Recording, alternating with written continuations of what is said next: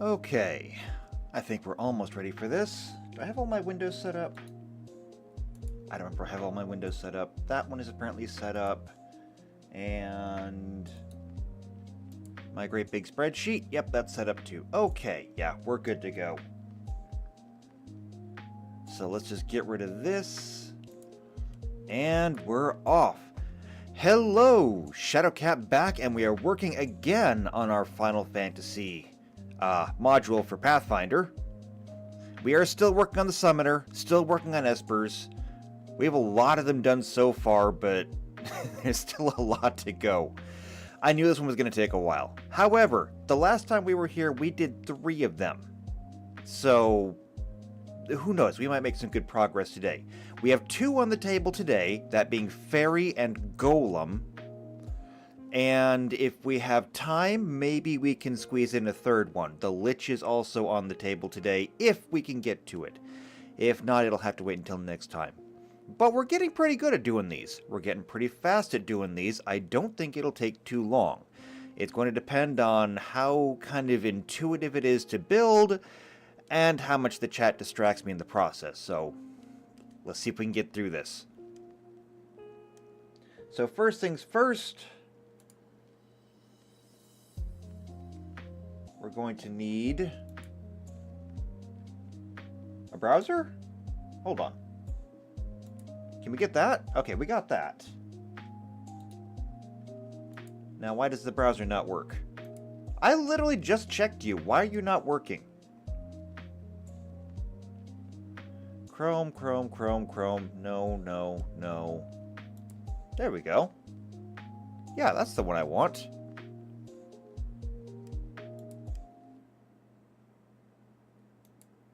There.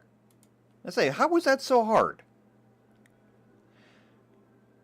It never fails. No matter how well prepared you think you are, something will inevitably break. But it's alright. I fixed it now. It's all good. So like I said, today we are working on Faerie, and we're working on Golem. Golem does not have a great page. But that's because Golems are both enemies and summons. As far as I know, there were no enemy fairies. So it's literally just the summon. And even, look at this. Look at this. Final Fantasy 11, 14, Tactics. That's it. Those are the only games that Faerie even showed up in. So we're going to have to kind of get creative with this one. Golem, on the other hand, has been in like every single game. Just usually as an enemy, not necessarily a summon. So, yeah, we're going to have to get equally creative with this one, just because I'm not sure how much information we're actually going to have. We'll probably be borrowing a lot from Pathfinder when it comes to making Golem, because Golems are very common in most fantasy, particularly in Dungeons & Dragons, Pathfinder, things like that. We've always had Golems. We have many kinds of Golems. Of course, the go-to example for all of them would be the Stone Golems. You see stone golems in all kinds of different fantasy. The living rocks that get up and crush everything. But, you know, Dungeons & Dragons and other fantasy has multiple different kinds. They have iron golems, clay golems, flesh golems, mithril golems, all kinds of different stuff. We'll look at all the different golems and figure out what we can put together from that. For the time being, however, now we're going to go back to Faerie, and we're going to start with this. Now, first problem we're going to have is we're going to need to get like a size on this one, because I have no idea how big this Faerie is supposed to be. And that's usually one of our biggest problems when it comes to making all of these summons, is we never know how big they are. But we can start with some basic information. So the Faerie is going to be just Faerie. Okay. The alignment, probably neutral good, given that the Faerie is primarily a healer above all else. For the moment, at least. I mean, we're going to have to look at this and see what we do. Probably going to be just a regular old healer, because I do believe that the Faerie is just like an upgraded version of the Moogle, which could be a benefit to us when it comes to making it, because we could just use the Moogle as a template and then make our way up from there. Now, as far as size goes, I'm tempted to just make the Faerie medium size. I don't know if there's any actual medium-sized fairies in Pathfinder. There probably should be, but I don't know. So if we come down to the bestiary, and we look up... Well, actually, I don't want to go alphabetically. I want to look up by type. Specifically,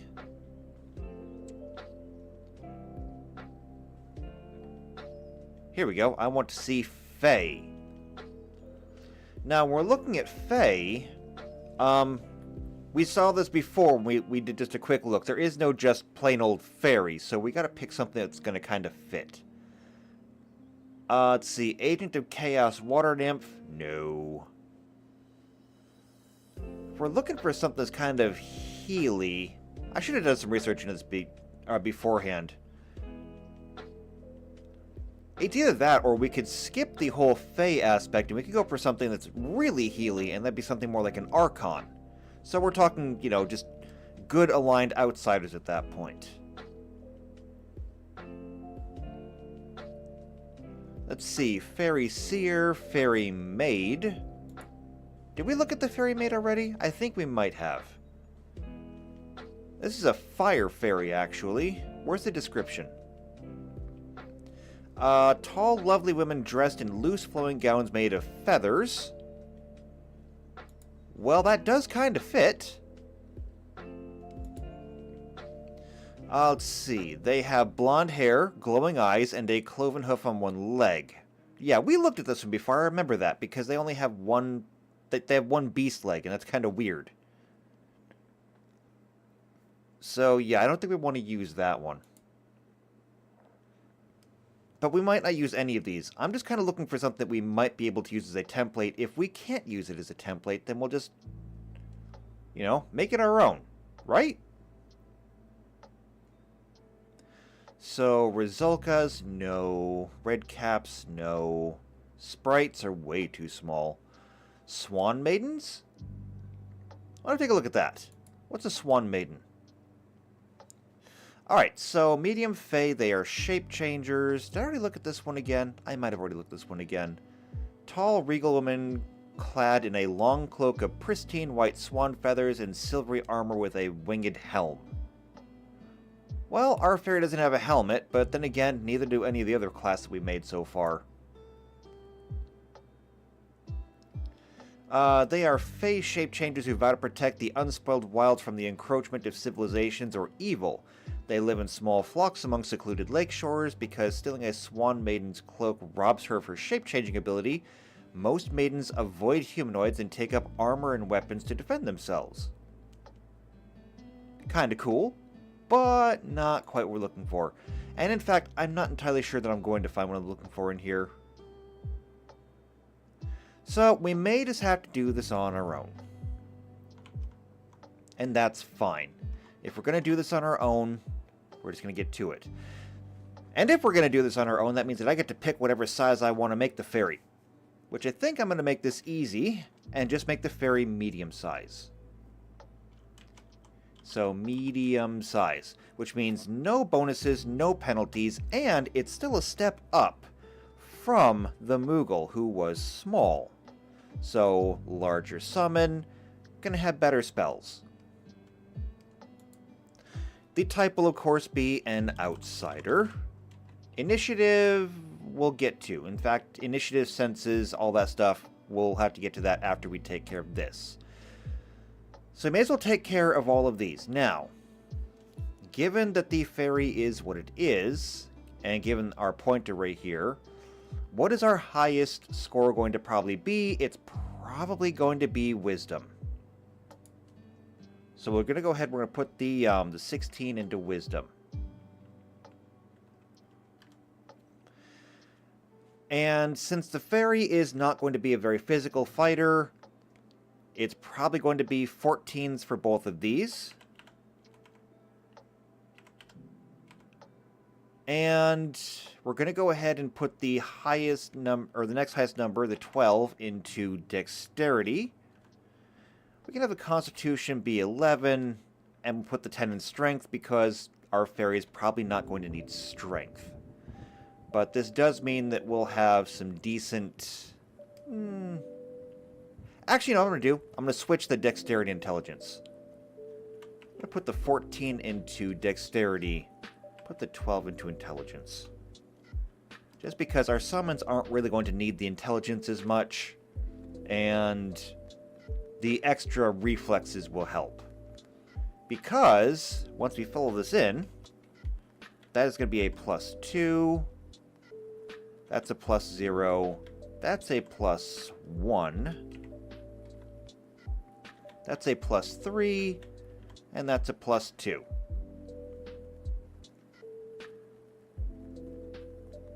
And that means that, let's see, combat maneuvers, that is pulling from C40, D3,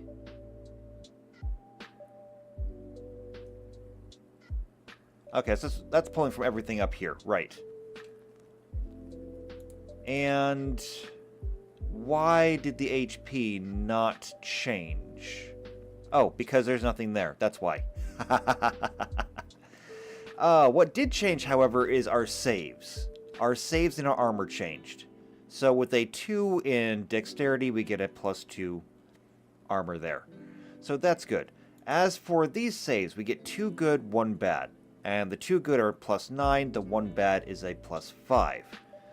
And so that's going to be bad, good, good. So +5, +9, +9, and that will take care of our saves. Now, the fairy, we don't have any natural armor on yet, although we might be able to come back to that one. We'll see. As far as initiative goes, since we have improved initiative, that's an automatic +4, and with a 2 in dexterity, that'll give us a +6 on that. Senses are going to be wisdom-based, so it's going to be a +3. So that will be perception +3.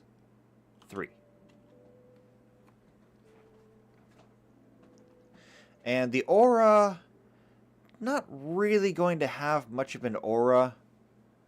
Although we could maybe find something, like a calming aura. Is that something we can get? I wonder if that's a thing that we can get. Only problem is, how would we find it?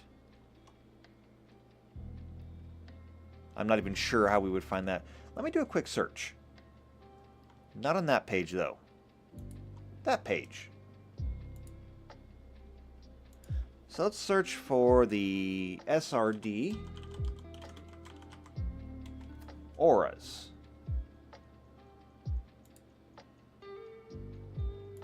And let's bring this over here. Okay, so all living creatures are imbued with the spark of the cosmic. Let's see, this is an alternate rule system. Not sure if I want to use this. But let's see what we've got. So there's an alignment aura, which, you know, we always play with anyway. If you're a paladin and you cast Detect Evil or Detect Good or whatever it happens to be, Detect Law, Detect Chaos, it will automatically ping people around you just because everybody has an aura like this. Let's see, an emotional spectrum. No, this isn't what I want. Okay, well, I mean, tried.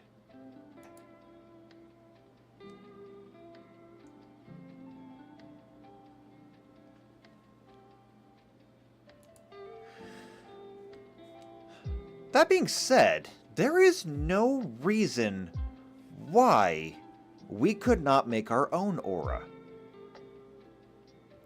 So why don't we look at magic, okay? Why don't we take a look at magic? I want to go into the Sorcerer Wizard spell list, although I might want to go more divine, actually. We'll check this one first, and I want to look for, in particular, Soothe. If I can spell it. Okay, Soothe. Soothe Construct. No. And that's the only thing in here. Okay, fine, so we won't do that. What about divine spells? Spellcasting, they cast in the cleric spell list. So we're going to look for Soothe as well. They get Soothe Construct, and that's it. Okay, so we struck out on the divine spell list too. What about the druid spell list?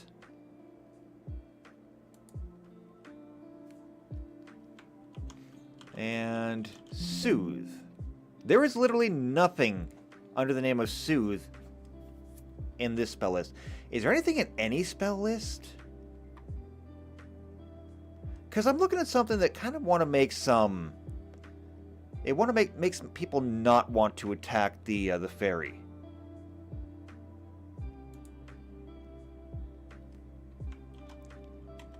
Soothe Construct, and that is literally it. Actually, no, there's more. Soothe Construct is the only one to use the actual word soothe, but there's other spells here. Soothing Mud, Soothing Word, and that's it. What is Soothing Word? Let's see. The target of the spell causes several conditions he suffers from to be lessened in severity by 1 step. Nope, that's not going to help us. What I would like to see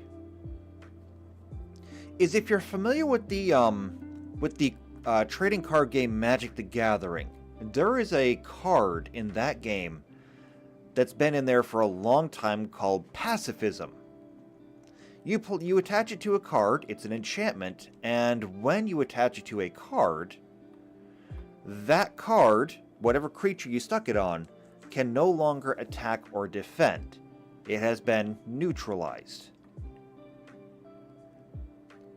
And I'm wondering if there is some kind of aura that we could get that would do the same thing here.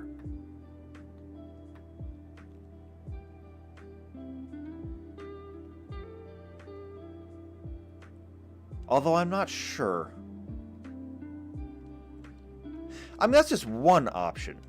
There's also other options. Like, I could give the Faerie an aura of regeneration, so that everybody standing around it gets, you know, fast healing to a certain number. But I wanted something more kind of protecty, if you get what I mean.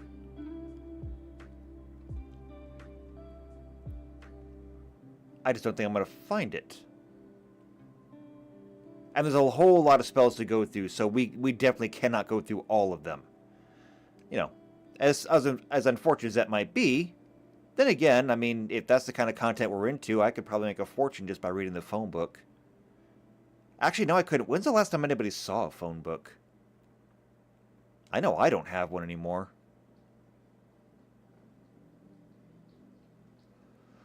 Let's see. Fastidiousness, fear, fear the sun, elude time, enlightenment. I wonder. What if I just look for, like, pacify? Nope, the only thing I get is capacitance. What about calm? Calm air, calm animals, calm emotions, calm spirit, illusion of calm, mantle of calm, no.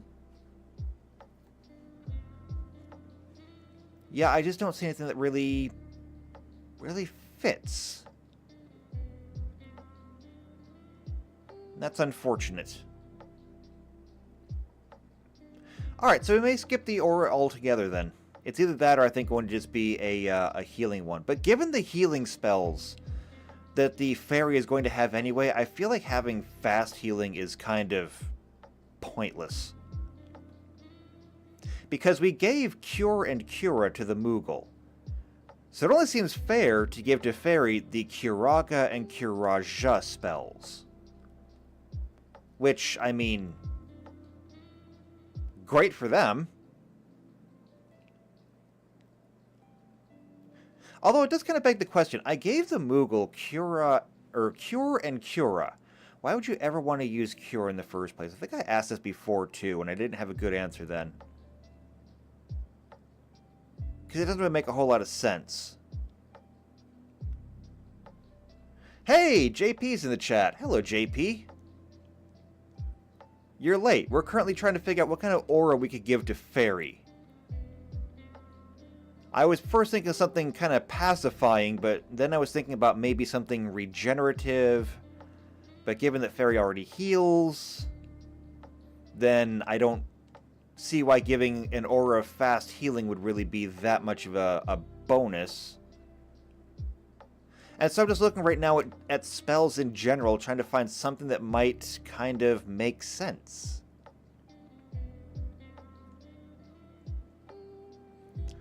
Let's see. Death Knell Aura.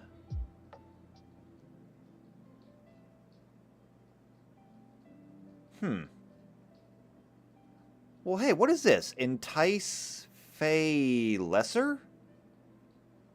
The spell functions as Lesser Planar Ally. Except that you entice Fae. No, it's not going to work for us. JP says give them Intimidate. Why would a fairy be intimidating? No, that doesn't make any sense. We're not going to give the fairy intimidation. Let's see. There's all of your detects. Those are not really going to help us. Detoxify, devolution. Don't need disguises, because they're not going to be there that long. Don't need dispels, really. Although, there's no reason why we could not give the fairy dispel. I don't see any reason why we couldn't do that. Except that the fairy doesn't really need offensive abilities. It's there as a support summon. Let's see. Doom, Dowsing Rain, Dream stuff. Lots of dream stuff, actually. Dress Course, Duelist Feint. Yeah, none of that's really helpful for us. Actually, I wonder, if we go back up to F, are there fairy spells? Let's see, there's Fairy Ring Retreat. No. False Life, False Resurrection, Fear the Sun, Feast of Ashes. No, I don't see anything really fairy around here. Ferment, Fester, Fey Form, Fey Gate. No, I don't see anything here.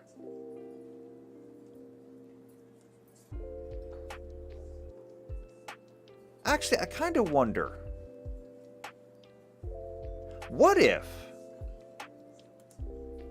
So, Flare. Very simple spell. Let's see. This cantrip causes or creates a burst of light. If you cause the light to burst in front of a single creature, that creature is dazzled for 1 minute unless it makes a successful fortitude save. JP says, what about tooth retrieval? I mean, maybe. I don't think you need an aura for that, though. An aura of dentistry? No, that's what you do after you've already defeated the enemy. You know, after the battle's over, but before you kill them, when you're trying to extract information from them, that's when you bring in the dentistry. So let's see. Flare, they are dazzled for 1 minute. Now there's an idea. Oh, I see Blizz is in the chat. Hello, Blizz. So let's see. Dazzled creature is unable to see well because of overstimulation to the eye. A dazzled creature takes a -1 penalty on attack rolls and sight-based perception checks. JP says fairy dust makes people sleep, right? Or is that fly? It depends on your legend. Fairy dust does a lot of things depending on what story you're listening to. So that one's really kind of hard to pin down. But we also have to remember that auras affect everybody around them. And so if we gave it like an aura of sleep, then that means that even its own allies could risk being put to sleep. That's why I'm kind of thinking about the dazzling. What if we gave it like a dazzling aura? So anybody who gets within, say, 10 feet of it has the potential to be dazzled, which will give them a -1 penalty on their attack rolls. Which, you know, kinda sucks. At the same time, though, it's not exactly a huge penalty. I wonder, is there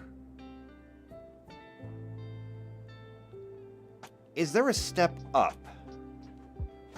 I don't think there is. I think the step up from dazzled would just be blinded. JP says, LOL, Jubilee from X-Men. I mean, you're not wrong. That is kind of the idea. Although Jubilee did do more than just shoot fireworks. That was just kind of in the cartoon, they just showed her shooting fireworks off. Jubilee's power was actually kind of terrifying.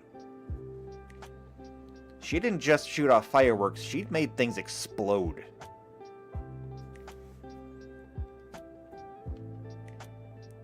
But her powers were also really inconsistent. So, I mean, one day she was just causing explosions. Another day she was making electronics explode. Another day she's literally just firing off pretty colors. I mean, comics have never been consistent. X-Men less so, and the cartoon had no consistency whatsoever. I think that's what we're going to do. I think we're going to make this a dazzling aura.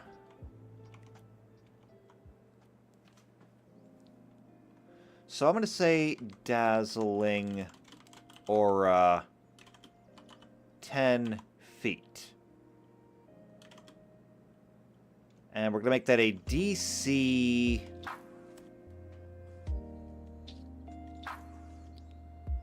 what are we going to do is we're going to say DC...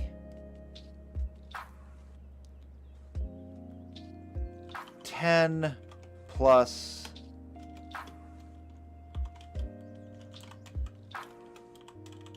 Summoner level. JP says a bedazzled fairy sounds redundant. Well, I mean, this one hasn't been bedazzled yet. Also, I'm going to go ahead and say failing after dazzled will blind.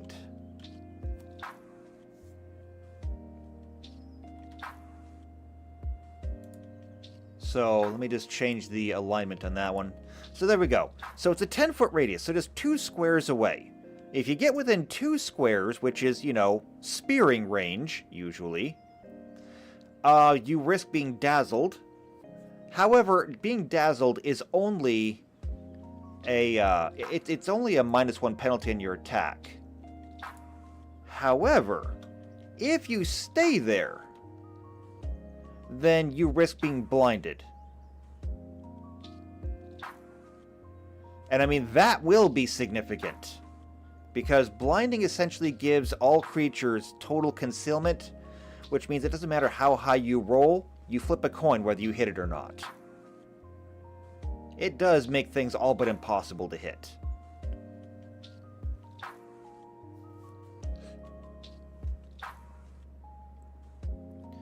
Now, as far as speed goes, we're at 2 speeds here, and that is going to be 30 feet, of course, regular movement speed.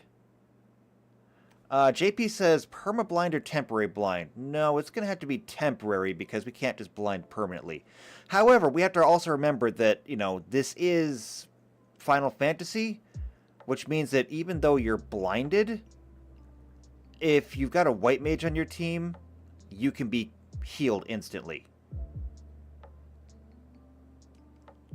And theoretically, anything that would heal blinding would also heal dazzling, since they're both visual, which means that if you have... what would it be? Let's look at the reference sheet here. Black mage. No, I'm going to go down. White mage. Here we go. Oh, I actually don't have anything that cures specific things. They just have Isuna, which removes all conditions.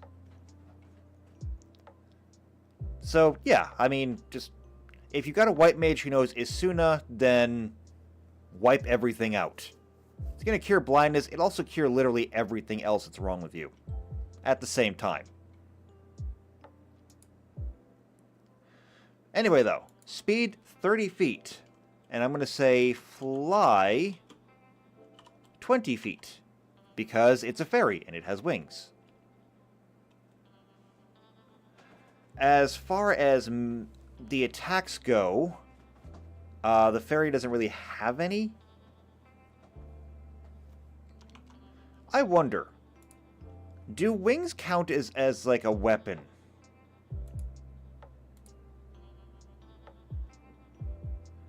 So we've got our sizes here. Here we go. Bite, claw, gore, hoof. Wait, hoof, tentacle, or wing? Yeah, they actually do. JP says they also need a darkness spell in their arsenal. Blind, dazzle, and darkness would be OP. I mean, maybe, but we're giving our fairy cure magic. Because that's what it do.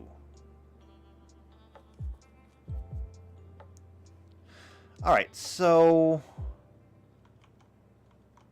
we're going to give it a slam ability. Actually, no, we're not. I'm not going to give it slam. I'm just going to give it unarmed plus 15. JP says, are fairy wings a martial attack? Apparently they are. So unarmed plus 15, that's going to be 1d3. And that's going to be subdual. And then 2 wings plus 15. And that is just 1d4 damage.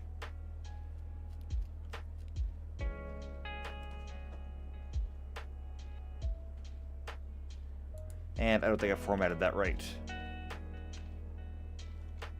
That should go in parentheses.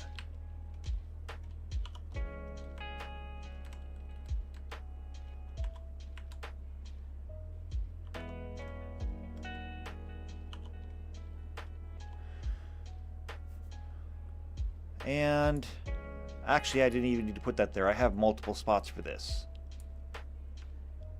Copy, paste.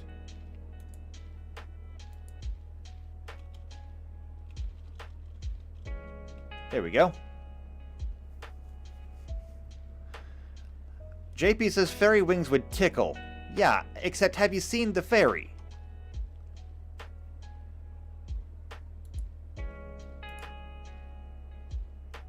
That's not Tinkerbell's wings.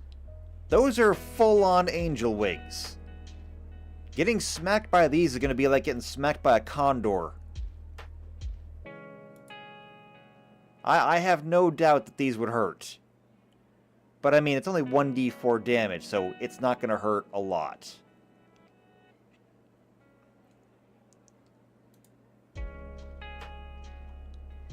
Alright, and there is no ranged ability. Space is going to be 5 feet. The reach will be 5 feet. Now, special attacks. This is where we go over here and pick this up. So that is going to be Fairy Light. So we're going to copy. Come back over here to the Esper and paste that in. And so Fairy Light, just as a heal, it's 12d10 damage, so we're talking about a max of 120 HP, which is enormous. One target per the summoner's level. So a maximum of 5 people who can just be restored. Now, as far as spells go, again, I am inclined to just give one of the 2 spells. That being said, though, it does bring me back here to say, what do we want?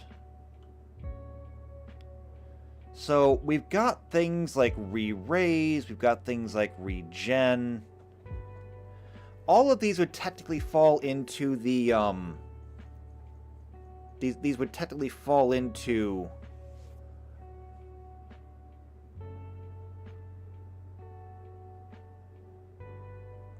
Yeah, these would fall into the healing categories, because regen, of course, is fast healing.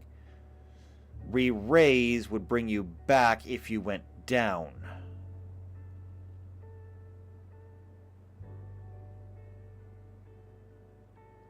Yeah, so I think I'm inclined to do that.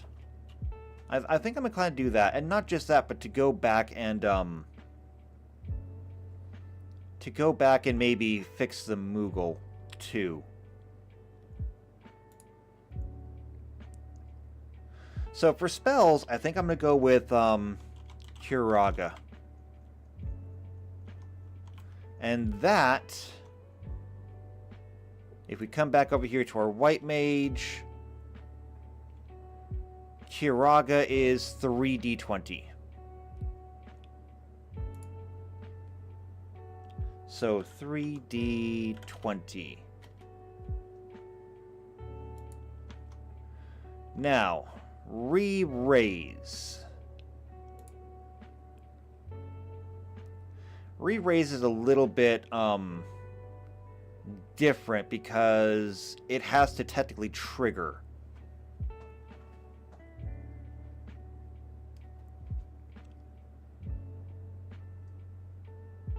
So what I think we're going to do is I'm going to say re-raise, and this is going to last for 1 turn per summoner level, and this will simply be auto stabilize, which would leave you disabled.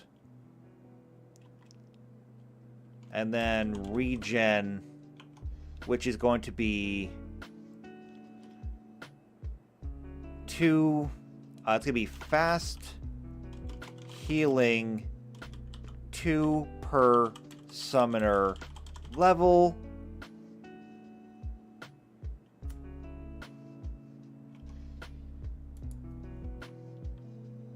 I'm going to move this over because I'm going to move this one down. So that will also last 1 turn per summoner level. And that gives us a little bit more of a variety here in our abilities. So Faerie will be able to give people regen, be able to give people re-raise. So if they happen to go down, they just come back. And then of course Curaga, which does 3d20 with a max of 60, or the Fairy Light, which does 12d10 with a max of 120. So I like that. That seems really good. And since the regen is going to be fast healing 2 per summoning level, that means that a 5th level summoner could give you 10 HP per turn, which is significant. I mean, that's basically Wolverine healing right there. You get stabbed with a sword, and on your next turn, the wound is just gone. So, yeah, that's pretty good. I like that. Like I said, don't have another melee attack, don't have any range attacks, but everything else is pretty good. Now, damage reduction. There's no damage reductions here. So this is just going to be NA all the way.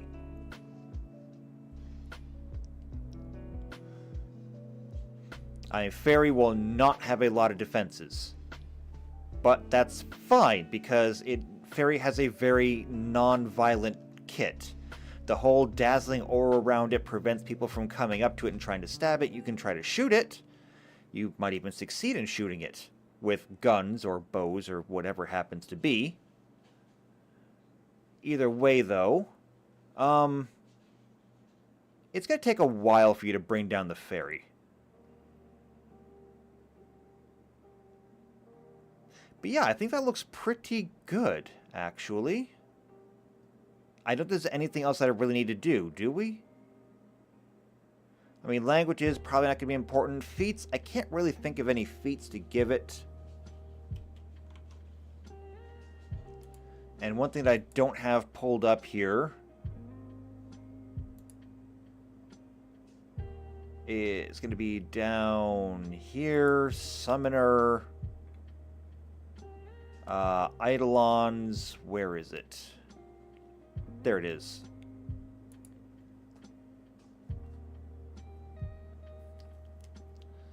JP says wing buffeting.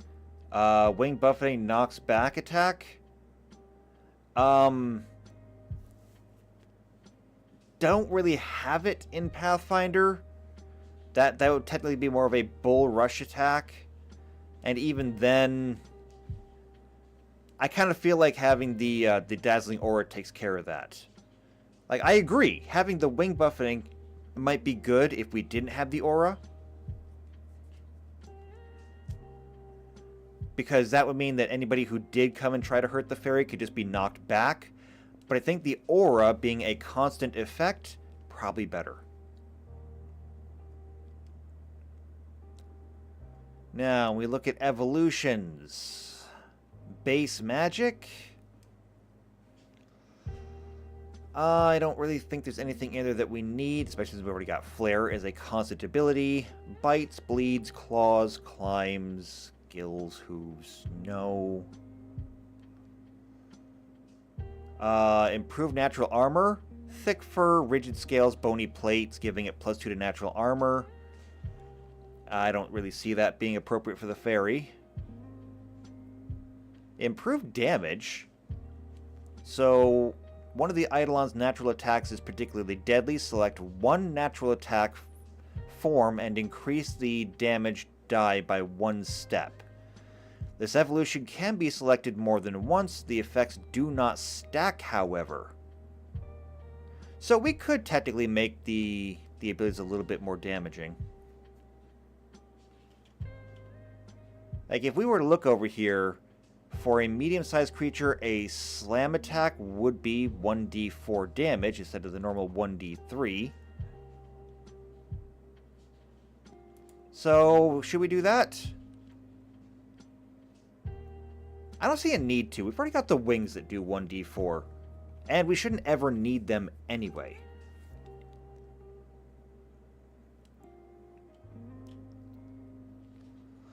Now, that being said, magic attacks. The Eidolon is infused with magic, allowing it to treat all of its natural attacks as if they were magic for the purpose of overcoming damage reduction. If the summoner is 10th level or higher, all the weapons are treated as the alignment of the Eidolon for the purpose of overcoming damage reduction. Now, see, this is something I'm actually kind of good with. We could add this.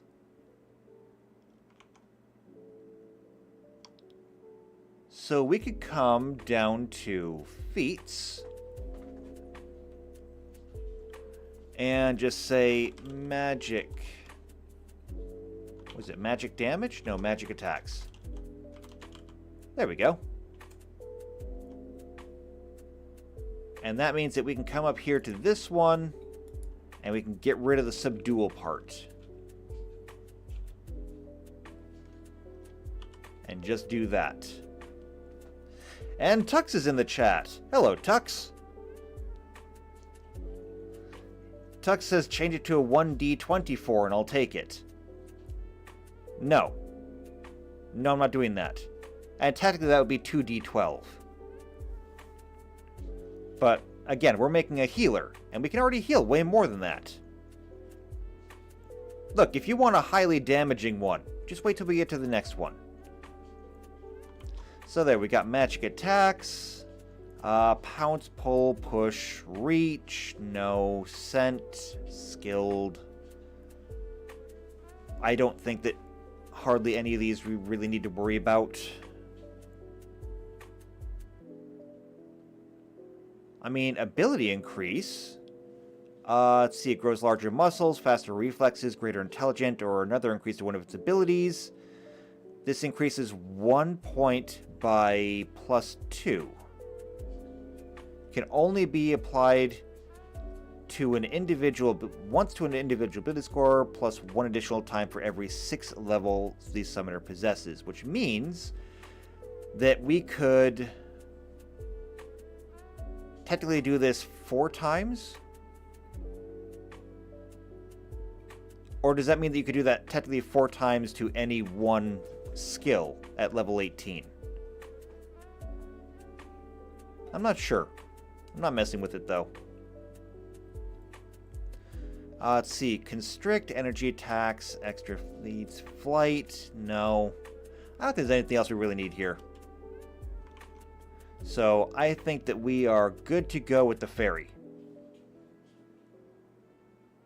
So Faerie comes on the field. Anybody that's around it when it comes in has to, or will be forced to make a check versus being dazzled. And after that, the Faerie goes to work. Now, interestingly, that means that you could technically use your Faerie offensively by throwing your Faerie into the middle of, say, the enemy team and just trying to dazzle them all at once. But at the same time, having basically no defenses, I mean, 120 HP isn't going to stop them all for very long. Just saying. It's not going to last very long. But yeah, I think we can call that one good.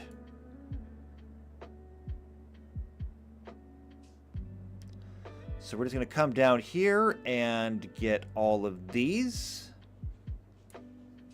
We can stop on F. So we'll copy this. We'll come over to Esper Storage, where we have Sylph. Let's see, that is the summoner level, which means we got to go 1 over. There we go. And Sylph was the last one we put in there, right? Yeah, Rama, Titan, Carbuncle, Sylph. So we'll do that. And there is our Faerie. Very good. I'll have to format these somehow to make them easier to read for when the game does eventually start. Either way, though, I'm happy with that. So we can go ahead and clear these out.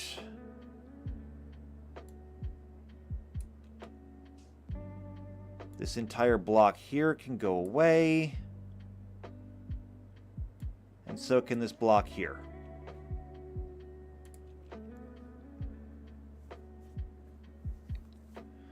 Alright, everything looks good.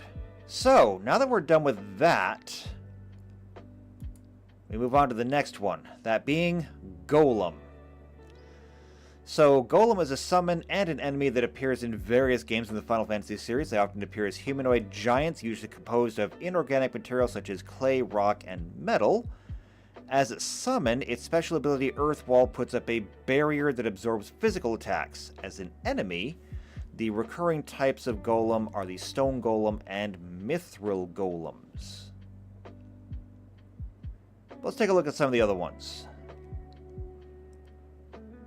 So, Final Fantasy, they were bad guys. Final Fantasy 2, again, bad guys. 4, same thing. 5, Special Golem appears as a summon. It does initially attack the party. If the party is unable to defeat him, as it will attack then escape. It can then be found further on the mountain, attacked by a bone dragon and zombie dragon, now as Golem, and will ask for help. And if you win, you make a friend. Okay, so you obtain the spell in the inventory as an item. The player needs to use it for it to be listed in the summon section. Costs 18 MP. And it gives protection. Yeah, there we go. And see, it negates a given amount of physical damage to the party. The formula for how much this protection is afforded per cast is as follows. Final Fantasy VI. Golem's Magicite can be purchased at the auction. After that, he's a summon. Final Fantasy VII. Golem, Armor Golem, and the Ice Golem appear. All three of them share the attack pattern of moving closer to and further away from the party in battle. Let's see. Final Fantasy IX. The only golem to appear is a Sand Golem. And that's a bad guy. Final Fantasy XI. Golems are found in various places. They are also bad guys, not summons. Final Fantasy XIIs. They're an entire genus. Says so right there. Genus of enemy, including clay golems, treants, golems, mithril golems, and Babil. 13, they're a type of militarized unit, but nobody plays 13 because 13 is bad. 14, they are a family of soulkin, whatever that is. But I don't see anything about summoning. Alright, so we got that.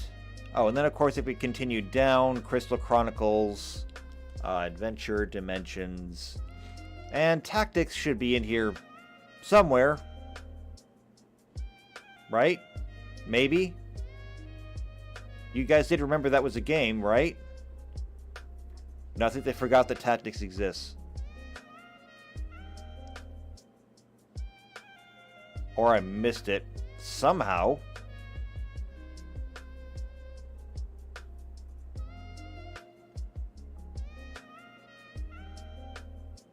I don't see it in here. No, wait, there it is. I found it. Yeah, here we go. Final Fantasy Tactics. So, it can be learned by summoners, blocks all attacks from the normal attack damage dealt by non-beast type units, jump, throw, and aim commands to the summoner's party until it has absorbed the damage equal to the summoner's max HP. Now, that's interesting. So essentially what we're talking about is giving temporary hit points.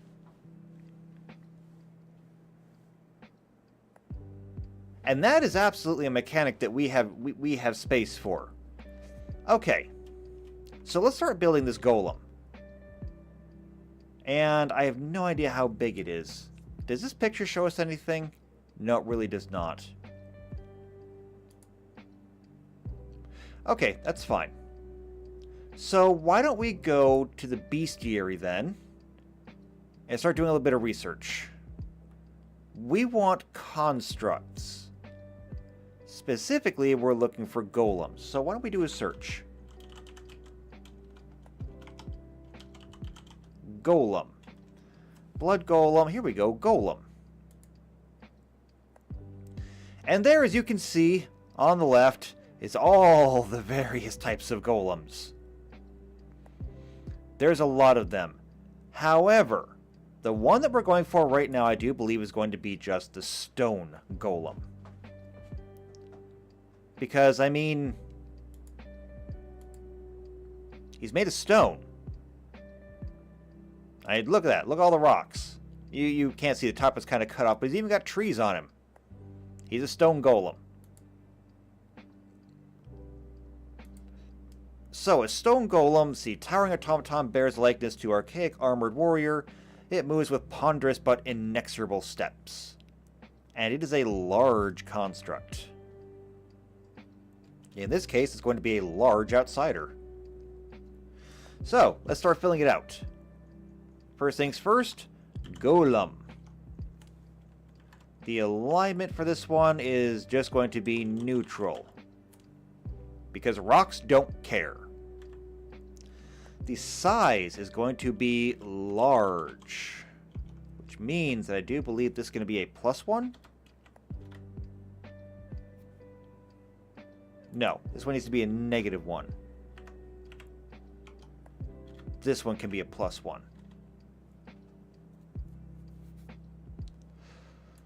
The type, of course, is going to be outsider, and initiative, senses, all that stuff will wait. So we're going to come down here and work on this. Now, for Titan, obviously, the most important stat for Titan was strength. But not this time. For our large golem, it's going to be Constitution. So we're going to go 16 into Constitution. Dexterity can go ahead and suffer a little bit because it's not going to be very dexterous. Strength will get a 12.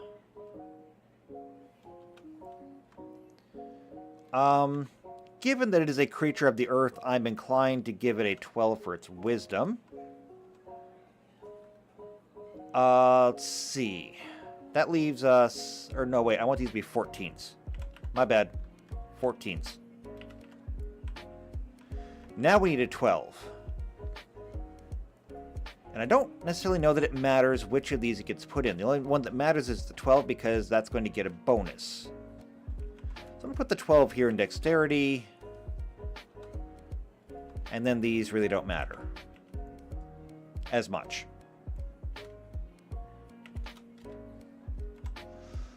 But because we are making it large,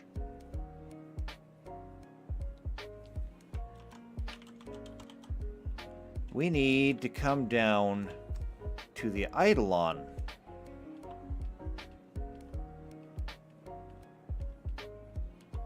And there we go, large.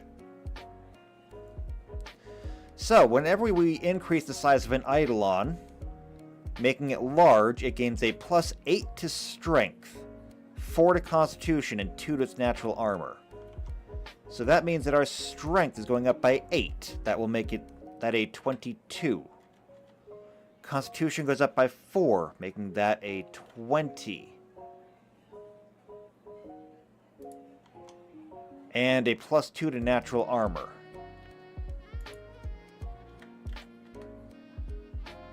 And so that changes our armor qualities a bit.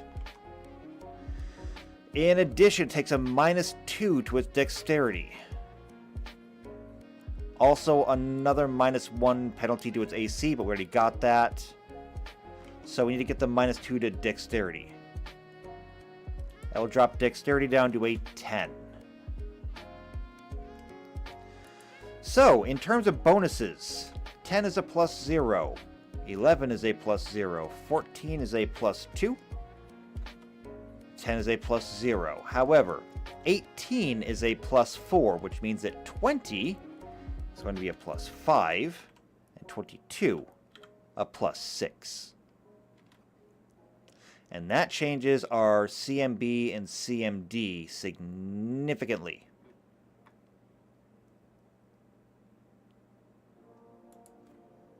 However,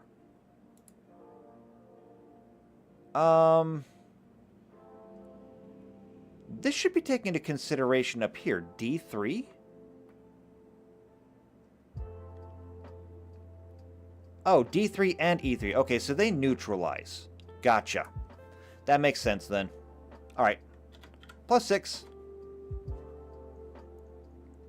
There we go. Okay, very good. Which means that our initiative is going to be a +0. Senses, however, because it's wisdom-based, it'll be a perception +2. Oh, and I forgot, I have improved initiative. So actually, we cannot go lower than a +4. Good job. I remembered. Aura, we're not going to bother with an aura this time. Golem does not need one. We're going to give our saves, that's going to be a 9, 5, and 9. So +9, +5, +9. So great fortitude save, decent will save, really lacking in the reflex department though. And I mean, that's obvious given the fact that, you know, the armor class is terrible. Which really comes down to the fact that, you know, really, really tough, just really easy to hit. And so if it's easy to hit, eventually you're going to get through.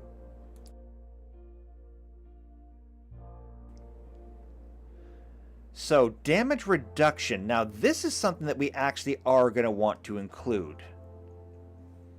So because Golem's entire thing is protection, it's going to be damage reduction of... do I want to go 1 or 2? I'm going to say 2.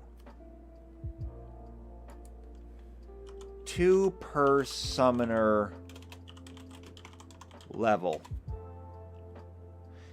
Immunities? No. No immunities. No and no. Still, a damage reduction of 2 per summoner level means that Golem could have a maximum of 10 points of damage reduction. And that's kind of huge. That means that you got to do 11 damage to actually inflict 1 HP of damage.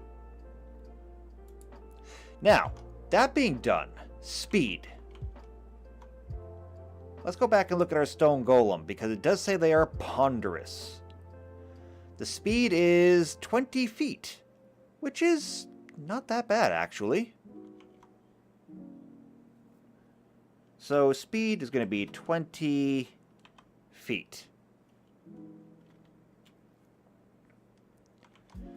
Now, it also says special attack slow.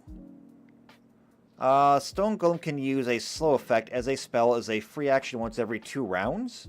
The effect has a range of 10 feet in a burst centered on the Golem and a duration of 7 rounds. That's interesting. Perhaps we should give it a an aura. Maybe. What if we did this? Slow aura.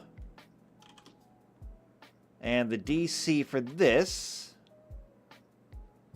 is going to be generally spell, or 10 plus spell level plus the trait, or the appropriate trait.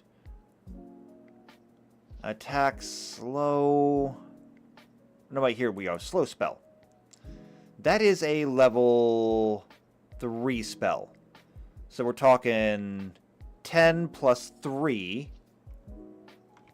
Plus, let's go ahead and say our wisdom. So it'll be a DC 15. And that's going to be a will save. So will DC 15 to negate.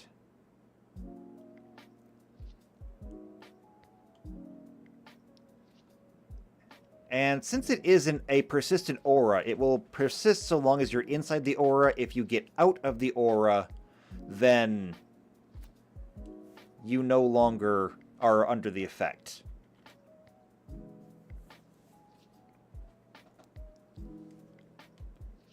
And so that'll make this thing even harder to defeat, because if it's got a slow aura around it, your stronger attacks tend to be your melee attacks. And now we've just kind of negated your melee attacks, unless you're hasted. So if you get hasted and then run into the slow aura, those two things would negate, and you're free to act normally. As far as melee attacks go, he only really has one, and that's going to be a slam. And that's just going to be base attack bonus. However, plus the size modifier, so that's going to be 14, plus strength is going to be plus 6. That's going to be slam plus 20.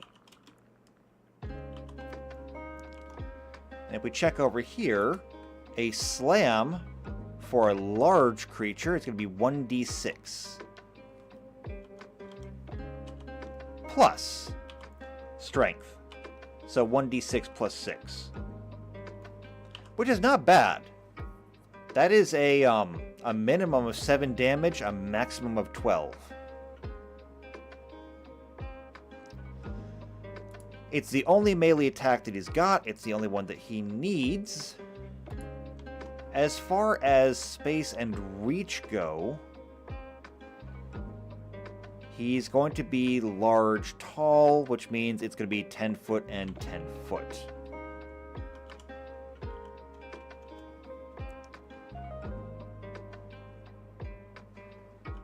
So 10 foot.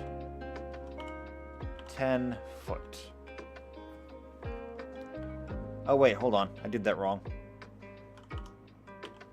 I put that one into ranged. JP says Golem and Fairy Auras. I know how I'm going to set up my mage tower. Who says you get a mage tower? I haven't given anybody a tower yet. In fact, maybe I'm have my own mage tower. With, you know, blackjack dealing fairies and golem hookers. It's my game. I can do whatever I want. Okay, special attacks. So previously we had earth and wall, but I'm going to change this. Because after reading it, this is going to be even better. So earth and wall is going to get or protect normally, and it would normally last for 1 turn per summoner level. However, we're not going to do this anymore. No. Instead, this is going to be temporary HP equal to the summoners.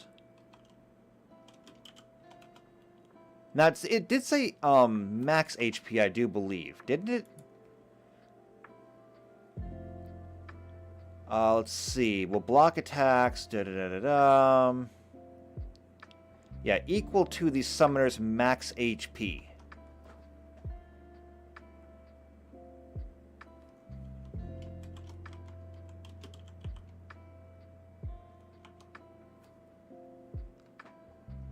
And of course, they will still last for a specific amount of time. In this case, it'll last for 1 turn per summoner's level, at which point all the temporary hit points go away. And of course, we can do it to up to 5 targets. Now, spells, because unlike Titan, Golem will get spells, but very specifically, they're all going to be protection spells. So we come over here and look at this. We're looking at mostly protect. I mean, protect has to be in there. And protect is just a damage reduction. So this is going to be protect, and it's going to be DR2 per summoner level.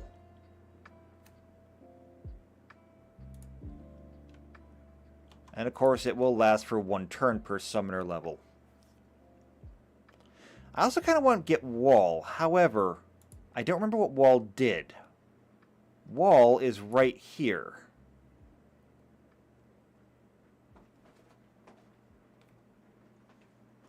Yeah, so wall is +3 AC, +3 fortitude, and a damage reduction of 30 versus magic. So I'm just going to copy this straight from the white mage.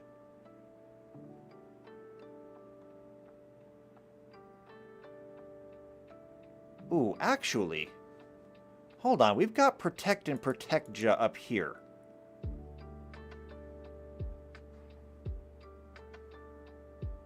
And these are not damage reductions. Now, to be fair, I did put this together after we'd already done the white mage, so I might have to go back and modify the white mage. Yeah, because Protect and Shell here are both damage reductions versus whatever they're going up against.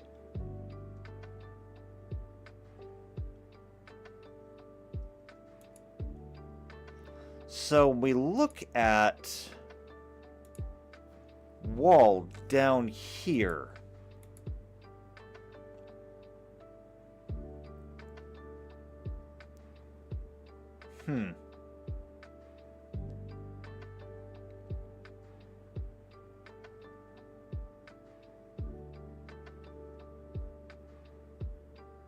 Well, no, it looks like I've really got a decision to make here, because I made Protect, Shell, and Wall to work with each other. Where Protect is the lesser version, Protect Ja is the greater version, same thing with Shell and Shell Ja, but Wall splits the difference and gives both. I mean, I remember doing that now, and I know why I did it, and I like the way that I did it. But it's not compatible with what I've done so far.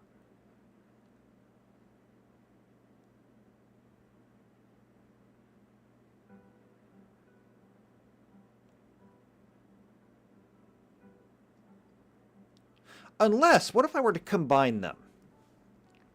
What if I were to combine them and give all the benefits of both? What if I gave the extra AC, the extra fortitude, and the damage reduction?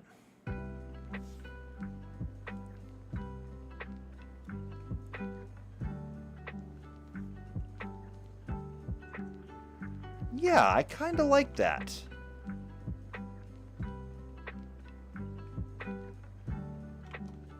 I'm going to do that.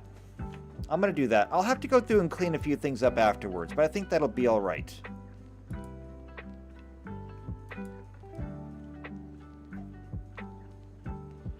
Okay, so Protect is actually going to be... Well, let's just copy this directly over, actually.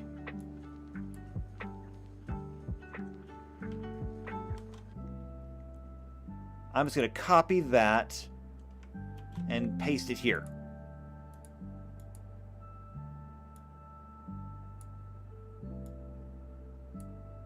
I can just move that right there, and there we go. That's good. JP says just combine and call it Fortress Mode. Well, I mean, it kinda might be.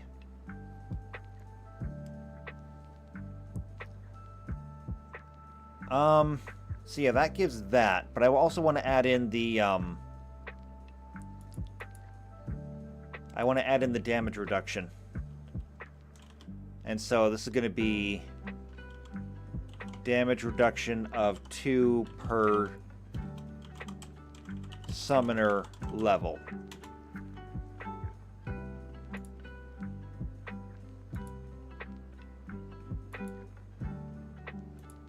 There we go. Now, he's not going to give any kind of protection versus magic, because that's just not his thing. His thing is just all about physical barriers. And so really that's all the only it's the only thing that he needs at the moment. He has the ability to just grant anybody this massive protection. So whatever armor you're wearing, whatever you happen to have, which, I mean, if you're like a caster, you don't have any armor at all. Because, just as a reminder, we start up here with the Chemist, and we look at armor proficiencies. The Chemist gets no armor proficiencies at all. And if you go for the Black Mage, again, no armor proficiency. If you go for the Time Mage, no armor proficiency. And then when you become a Summoner, we haven't put the Summoner in here yet, but the Summoner doesn't have any kind of armor proficiency either. So if you go like straight for the Summoner, you get no armor at all. Which means that if you have other classes who are wearing things like full plate armor because they can, and if they're carrying shields because they can, if you are a Summoner, you are squishy. However, with Golem on your side, if you were a Summoner and you could cast Golem and then have Golem use Protectia on you, that means that if you had decent, say you had like a 16 in your dexterity, that would put your AC up to 13. Protectia puts your AC up to 17. Plus it gives you 4 more fortitude, and then further damage reduction. So harder to hurt and less damage. And in addition, once your Golem goes away, you basically can choose to target yourself and double your HP. Temporarily. I mean, Golem is turning out to be just a walking suit of armor. Which, you know, it's a Golem. That makes sense.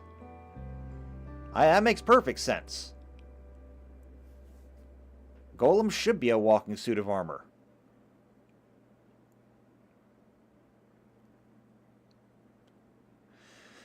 Now, that being said, I think we're pretty good here except for some feats. And one of the things that I would love to do with Golem is to give him some additional armor. Not that he is, you know... Actually, no, he doesn't need the natural armor. You're never going to kill this thing anyway. I would say leave the armor the same and let you try. Because damage reduction of 2 plus Summoner level and 195 hit points. There's just no way you're getting through that. Except, I mean, magic. I mean, again, we fall back to, like, big magic spells. Because there's a damage reduction, but damage reduction is always overridden by magic.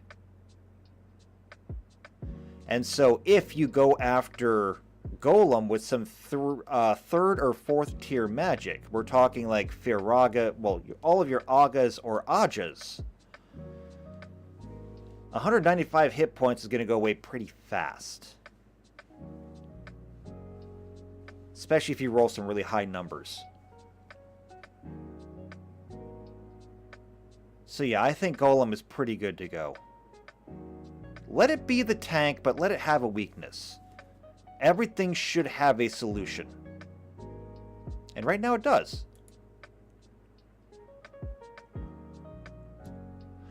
So I'm going to call this one good. And you know what? We might even get out of here a little bit early today. But we're not going to get out of here yet. We're not done yet. I'm going to call this one good, and we're going to move this one over. So copy. And right here, I think. Paste. So there is Golem.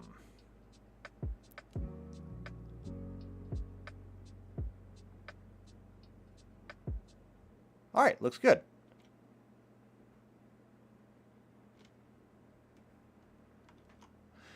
So now that Golem is done, we're going to get one more done today. Let's do something that's going to be significantly harder.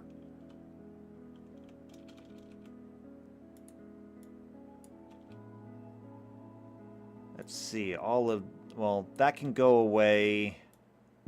All of these can go away. Everything down here can go away. And all of those. Oh. Those can go away too. Oh, and I'm going to go ahead and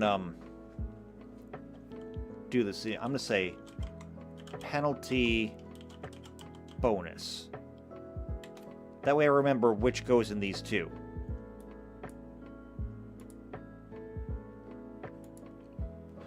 Okay, bonus round. So we come back to our summoner. We just did Faerie. Oops, nope, don't do that. Undo that.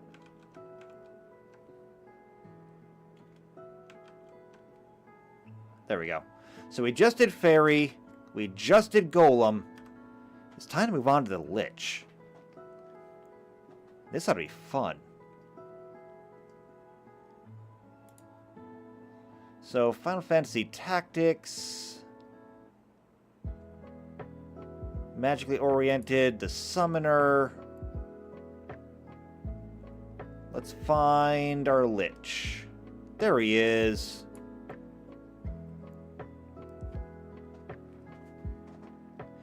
Okay. So, the Lich. Also called the Lich. Because, you know, racism is funny. Is a recurring enemy and boss in the Final Fantasy series. While there's no consistent appearance, he is always a magical aligned undead. The Lich sometimes teamed up with Marlith, the Kraken, and Tiamat to make the Four Fiends. Fun! That is to say, the alliteration is fun. I don't think the Four Fiends are terribly fun. It doesn't sound like a fun day to me. But before we get started with this, I need a drink real quick. Oh. An hour and a half and 2 done, and I haven't even taken a drink.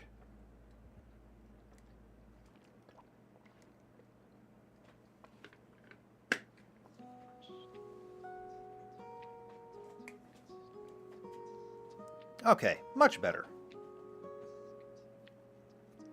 Now, all kinds of appearances, however, very few of them where he is a summon, I think.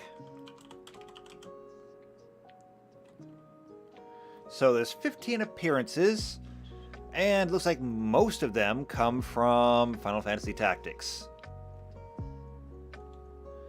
JP says hydrate. I just did. I'm good for like 2 hours now. Alright. So there's summon, summon, summon, summon. Where else? Dimensions 2. No. Dissidia. The Lich appears as a summon. I never played Dissidia. I always wanted to. However, Dissidia came out of the PSP and I never had a PSP.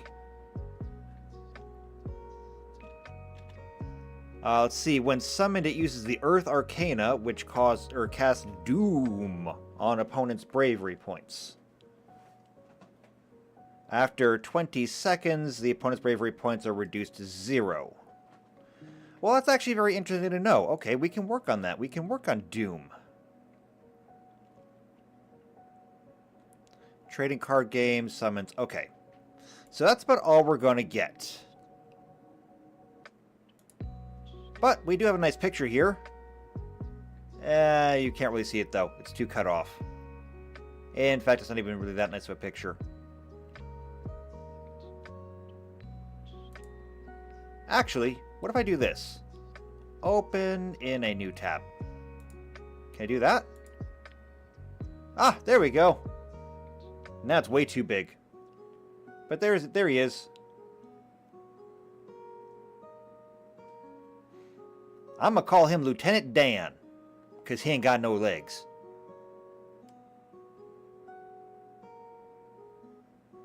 But there we go. There's our Lich. So we gotta make that.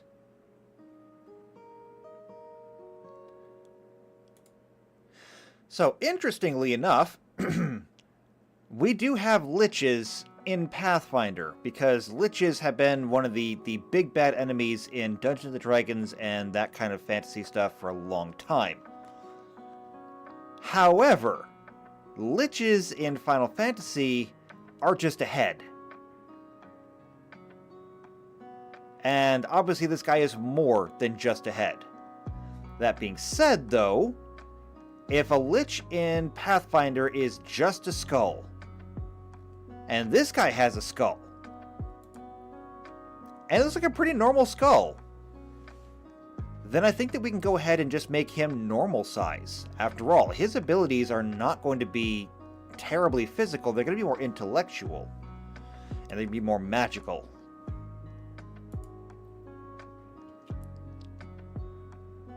Let's see. So let's get started on this one then. So we're going to say name. And the name is going to be Lich, obviously. Alignment. This one's actually going to be fun, because the Lich is going to be lawful neutral. I.e., the judge. I mean, death is an inevitability. Death is the law. All living things must die. You don't get a choice in the matter. Size, however, is going to be medium, meaning that these bonuses are going to be zeros. Type will, of course, be an outsider. And initiative we'll get to in a moment. Let's come down here and do this. So 16, 14, 14, 12, 11, 10. I'm going to go ahead and throw his 16 into wisdom, just because that is the smart thing to do. Intelligence is going to get a 14 because he is very smart. But then we have a choice to make. See, I'm not giving him another one in charisma because he is not charismatic. As a matter of fact, his charisma gets the 10. Now, why does he get the 10? Is it because he's literally a floating corpse? No. Is it because he is it because he's coming here to do bad things and to take people's souls? No. Why does he have a 10 in charisma? It's because he doesn't care. Specifically, let's go back up here to the alignment. Lawful neutral. The judge. He doesn't care. Except about one thing. The job. His job is to reap. And that's all he cares about. He does not listen to pleading. He does not bargain. He doesn't do anything.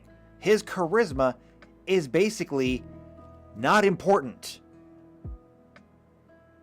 Because it's not even in play. He may as well not even have a charisma score. So, that leaves us still with a 14, 12, and 11. So, which one of these is not getting a point? Well, we do know that his primary defenses are going to be Dexterity and Constitution. Strength is kind of the odd one out here. So why don't we go ahead and give him the 11 in Strength? After all, for what does he need it? Given that he is kind of skeletal, does seem like he'd be maybe a little bit harder to hit, so we'll give him the 14 in Dexterity and the 12 in Constitution. Which is going to make our bonuses look a bit like this.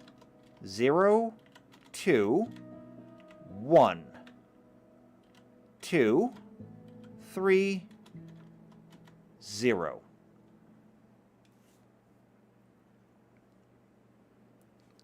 And let's see. Tuck says, Ruth Bader Ginsburg, is that you? I mean, it could be.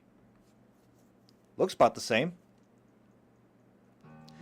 Alright, so now that we got those done, that means that our AC went up by 2, and our HP went up by 15. So, you know, not bad.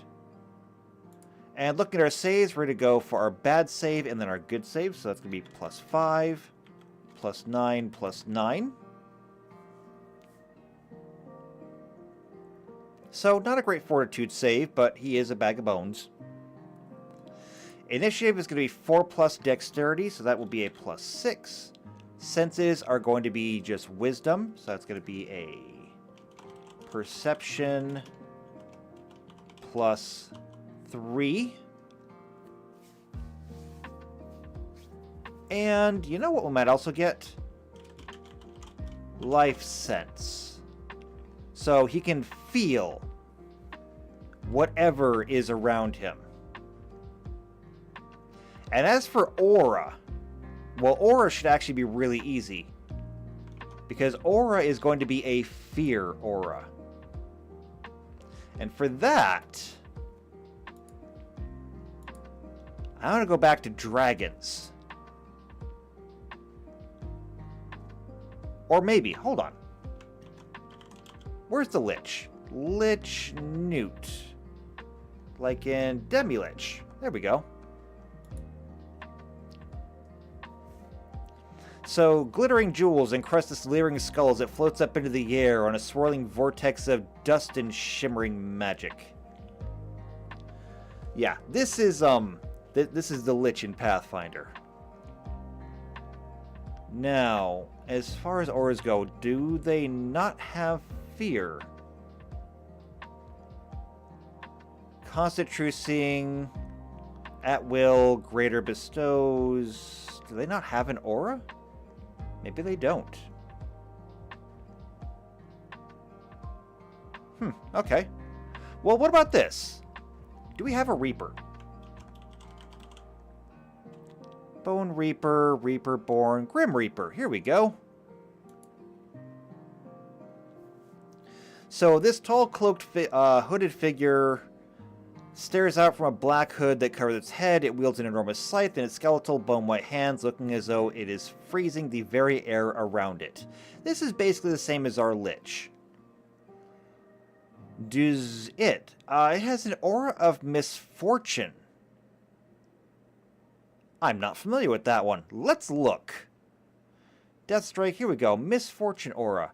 When a living creature attempts an ability check, attack roll, caster level, skill check, saving throw within 20 feet of the Grim Reaper, it must roll twice and take the lowest roll before applying any modifiers.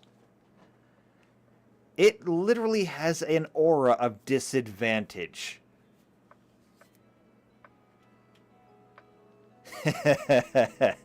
Okay, I like that. We're going to do that. Misfortune aura. I'm just going to say 10 feet, not 20 feet. So that's disadvantage. Now, mind you, I am making this only 10 feet, but that's also because this applies to everybody. It's an aura. So it does apply to your own people, too. Don't stand next to the scary bony guy. And JP says, yeah, not playing poker with him. That's true. Because if you play poker with him, you have to draw 2 cards every time and always take the worst card. It sounds like cheating, and that's because, it is. Okay then, so natural armor. He doesn't really have any. He just has a lot of hit points. Damage reduction.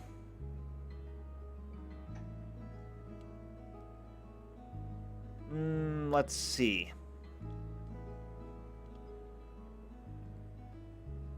No, he's not going to get a damage reduction.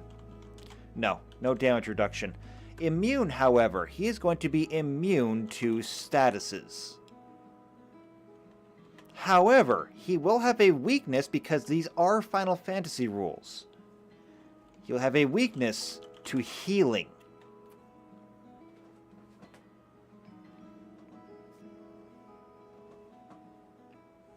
So he cannot be healed. So he is immune to status and immune to heal.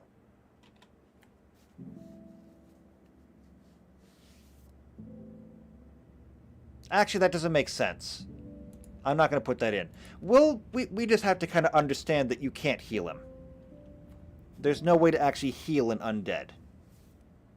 And spell resist, there's no spell resist. As for speed, let's go back to our Reaper here. His speed is 60 feet. No! How? How is he that fast?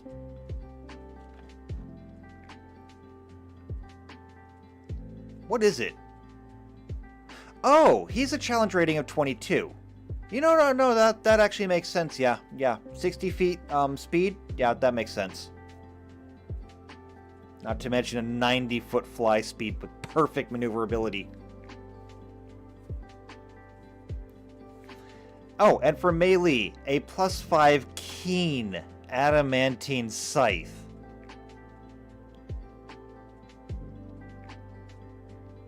Yeah, he deserves his challenge rating at 22. Tuck says most undead are healed by negative energy, are they not? And that is true. Yes, they are.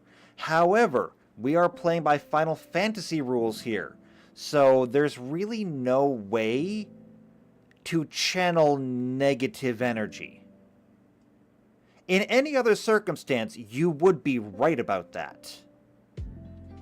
But we just don't have that capability here. The only damaging ability that we have here is usually elemental magic.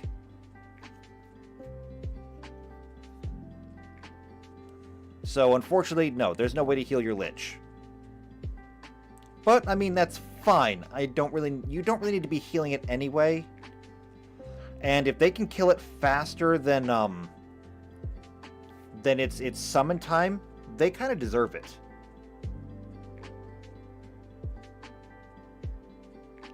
So yeah, I'm going to go ahead and borrow from this, and I'm going to say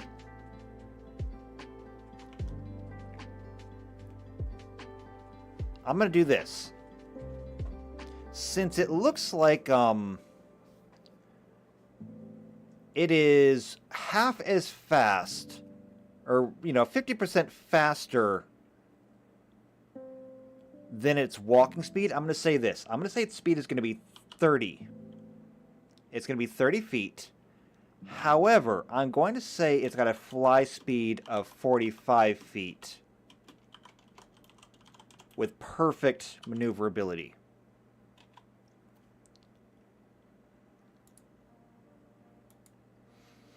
And JP says, no way to channel negative energy? LOL, tell that to my mother-in-law. Look, I can't help you with that one. Okay, you're on your own there. Now, as far as attacks go, when I look at our Lich here, he doesn't have weapons. He doesn't have a scythe. All he's got are some bony claws and some bony wings. And so that's what we're going to do. We're going to come over here and we're going to say claws and wings. So the claws, because he is medium, are going to do 1d4. So it's going to be 2 claws plus, and because he has no additional strength, it's just going to be a plus 15. And those are 1d4. And then 2 wings plus 15. And that's also 1d4. Range attack, he doesn't have one. His space is only 5 feet. His reach is only 5 feet. But then we get into the good stuff. His actual combat abilities are kind of lacking.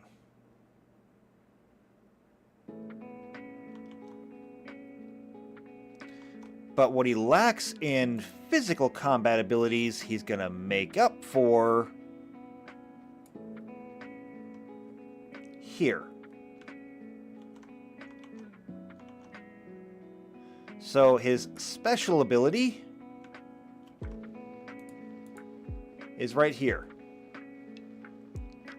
And so, Descending Darkness, it says it deals damage equal to half of your max HP. Is that really what it did? Or is that what I adjusted? Let's see. Because I might have adjusted that. Let's see. Cost 40 to summon.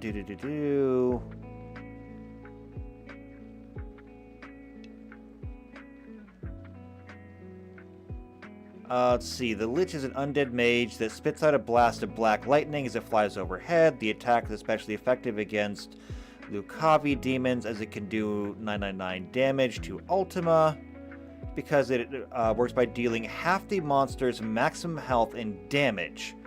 Bosses such as Ultima have over that, and so you can hit the damage cap. Right, okay, so it does do half of the monster's maximum health and damage. Okay, so that's great then. So that actually works. So the damage is equal to half of their max HP.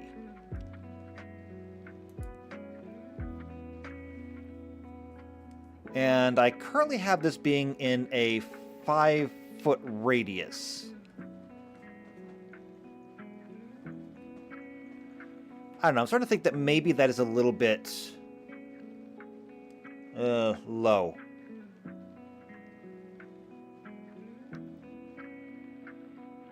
Yeah, I don't know why I did that. I'm changing that. Okay, so instead of it being just a 5-foot radius, since it's not like instantly lethal, I'm just going to go with the default and say it's just going to be one target per summoner level. And of course, it actually does have a resistance.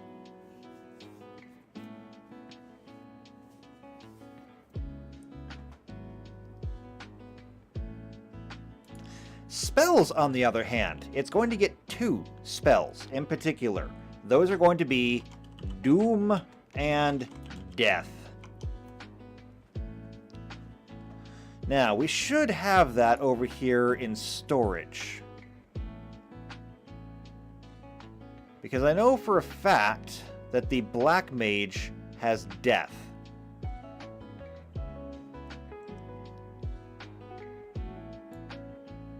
And so here it is. Actually, we just need this.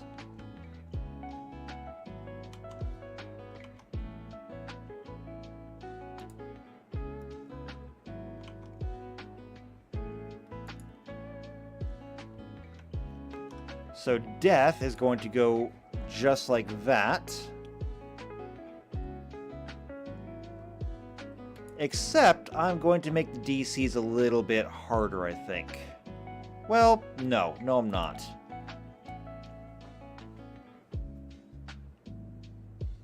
No, actually, I take it back. I will. I am going to make them harder. So, +1 per summoner level. And the reason why I'm actually going to make these a little bit harder is because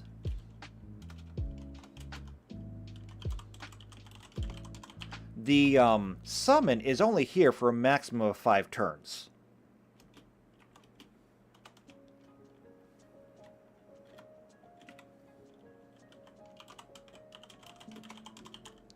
Which means that the summoner, or the Lich, can only cast this a maximum of 5 times, assuming that you spent every turn just casting Death. And that means also skipping the Descending Darkness. So, like, the most devastating way to use Lich would be to bring it in and use Death 4 times, and there you go. Use Death 4 times and then use Descending Darkness and have 5 more people's HP.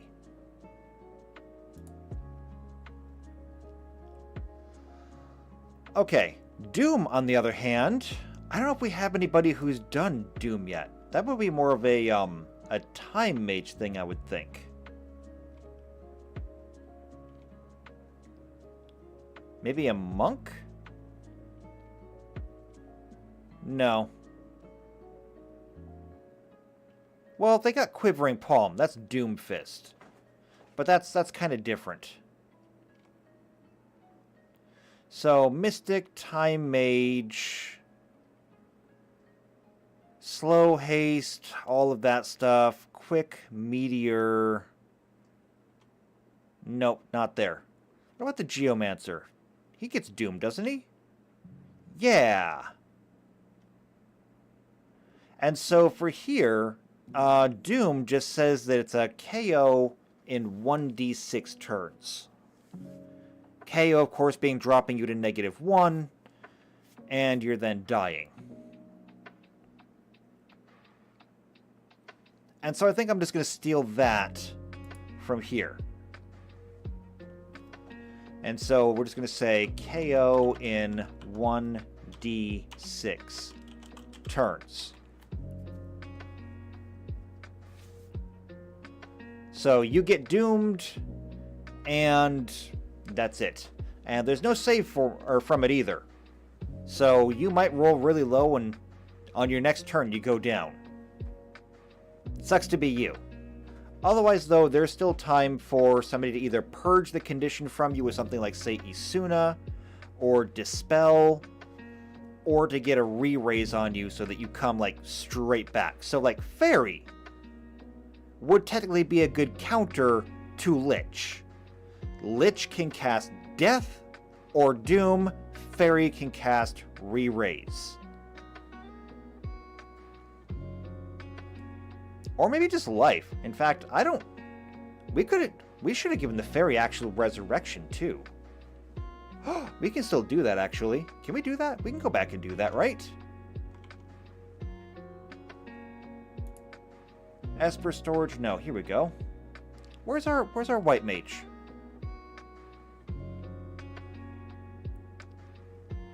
I don't know why I didn't think of this before.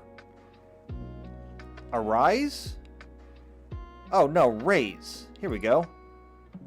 So, Raise, while dying, automatically stabilized to 0 HP, or Arise, automatically stabilized to 1 HP. Which doesn't sound like much, but it's the difference between being staggered and being not staggered. So here we go. Copy. Esper Storage.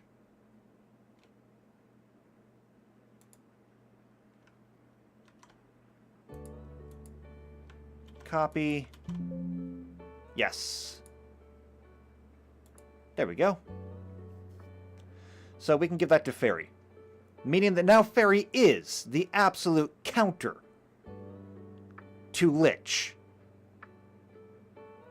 Which is perfect. I love it. The yin, the yang, we got it now.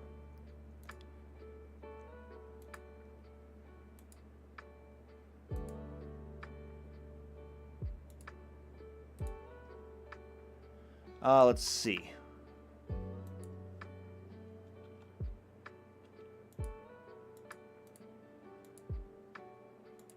Alright, there we go. So while dying, automatically stabilized to 1 HP. So Re-Raise is the counter to Doom. Because if you have Re-Raise on you, while you have Doom on you, when you go down, you immediately come back. And then Arise, of course, is the counter to Death. You die, you come back. This is perfect.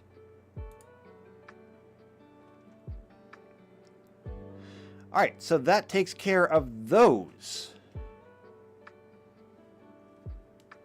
That's really all we've got, I think. So we've got the Aura of Misfortune, which gives disadvantage whenever you're around it. The defenses aren't great, but that's okay because Lich is just an absolutely offensive powerhouse. The fact is, you just don't want to get in front of it because it's just going to spread death across the battlefield. 5 turns of you could die at any moment. Especially when the death can cap out at a DC of 15. And the way this usually works is if you're ever a DM and you're ever, like, Tux, pay attention. General rule of thumb is 10 should be the average when it comes to your DCs.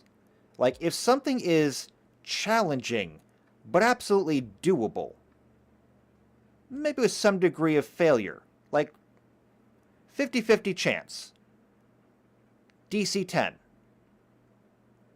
Not only is 10 literally splitting the bill, but in general, your players will always have some kind of bonus to add to it, which will always tilt things a little bit in their favor. So 10 is the way to go if you want something to still be a risk, but you don't want it to be like game-endingly dangerous. Now, if you go down, something with a DC of 5 still has a small chance of failure. But in general, it's something that most people should be able to do. Like climbing a tree, in general, is like a DC 5. Is it possible to fall out of a tree and kill yourself? Yeah, lots of people have fallen out of trees and killed themselves. But people climb trees every day. Most of them are just fine. Now, trying to like free climb a building, that would be DC 10 given, or depending on what kind of building it was. This is not something that people usually do, and it's generally regarded as being usually pretty lethal. Especially given that you can climb usually much higher on a building than you can in your average tree. DC 15, however, is where we get into the area where you should not be able to do this. A DC 15 is only a 25% chance of success, unmodified. You should not be able to succeed this. Now, you may rely on all of your bonuses to help get you through this, and maybe your bonuses can mitigate this up to a 50% chance of success. But even then, you're flipping a coin. Is it a risk worth taking? Because the odds are not generally in your favor. And so when it comes to death, as cast by a black mage, it requires a reflex save, a fortitude save, and a will save. Since most characters only have 1 or 2 good saves, it does mean that you're almost guaranteed to lose one and almost guaranteed to win one. But with Lich, and pushing these all up to DC 15s at their highest, we have the possibility to make sure that Lich can probably kill anything that gets in its way. I do say probably because when you average out all of your numbers, you're talking more of like a 1/3 chance of failing each one.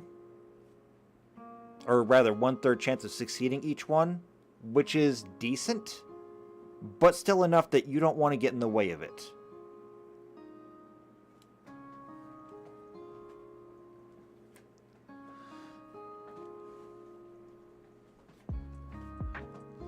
So, that being said, however,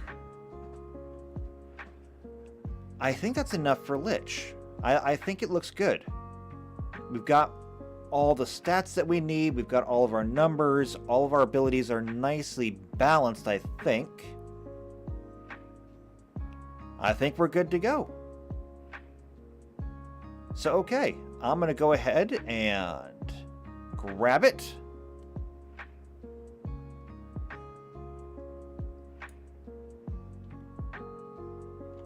And I missed. Hold on, I didn't get the first row. There we go. Grab it. And store it. Right about here. Right? Yeah. So there we go. There's our Lich. Terrifying to be on the battlefield, but you know what? I think it'll be fun.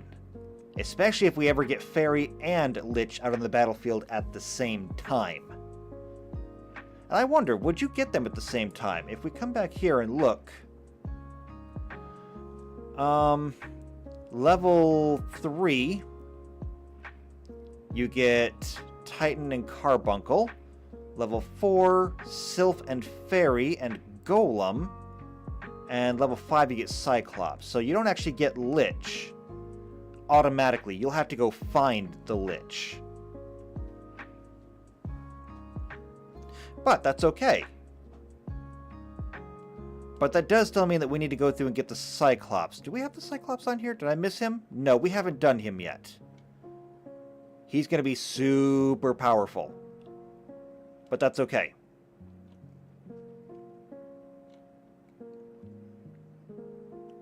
Okay.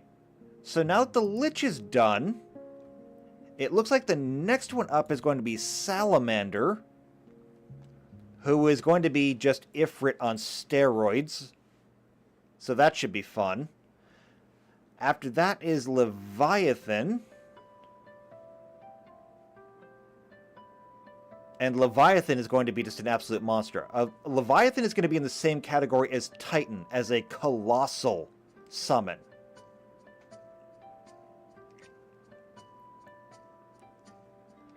However, Titan or Leviathan may have to be nerfed a little bit. Because I was thinking about that, and the tidal wave cannot be like the rest of these, where it's like one target per summoner level, one target per summoner level. We just changed the Lich to be one target per summoner level.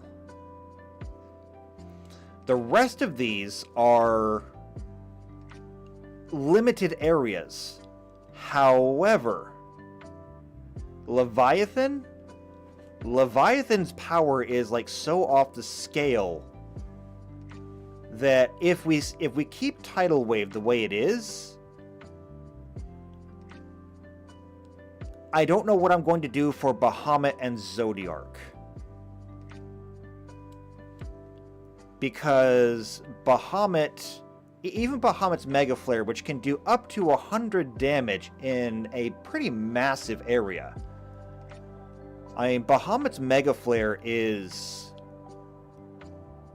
a 120 foot by 15 foot cylinder. That is just enormous. But that's still nothing compared to the area that Leviathan can cover. Because Leviathan is going to cover a 120 foot square. So we may have to nerf that. But that's going to be for a different time. We got 3 done today in 2 hours. That's not bad. I can be happy with that. And so we're going to save it here, and we're going to take a break until next time. Still though, this was fun. I enjoyed this. It was nice to get back in here and get some of these done.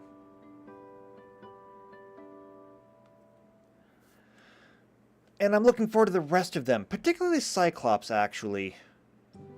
I mean, we should probably get Cyclops done first, given that Cyclops is actually one that the summoner will learn automatically. Lich will have to be found in order to be summoned.